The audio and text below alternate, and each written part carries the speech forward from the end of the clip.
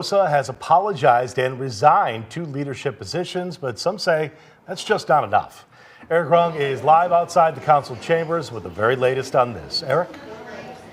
Well, good morning. The meeting is just getting underway as we speak here right now. This is the room where the alderman is said to have physically and verbally tried to stop one of his colleagues from getting into the council chambers back on Thursday. Now, he has, as you mentioned, apologized to his colleagues, but some say that apology and relinquishing those two leadership posts just isn't enough. Saying that he was just too aggressive as a floor leader, saying that his threats against our colleagues to withhold and extort them for their zoning matters, if they didn't go along with his efforts, that is not enough. He needs to be expelled from this body or resign willingly because he is no longer fit to serve as alderman of the 35th Ward. He has abdicated his duties, he has violated his oath of office, and to be quite frank, he has shown how morally bankrupt he is to be in that chair. The meeting last week was chaotic, to say the least. City leaders were set to discuss a citywide non-binding referendum that would ask voters to decide if Chicago should continue to be a sanctuary city. The meeting did happen, but no vote was taken.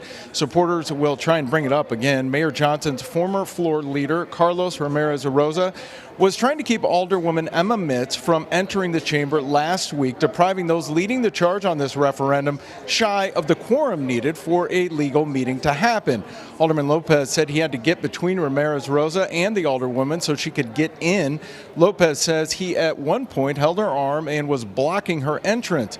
Other city leaders say he used his position as the zoning committee chair to make threats about not allowing development in certain wards. He denies that part of the story, but does say he let his emotions get the better of him Thursday. He says he reached out to his colleagues to apologize and said his behavior was not how a leader should act.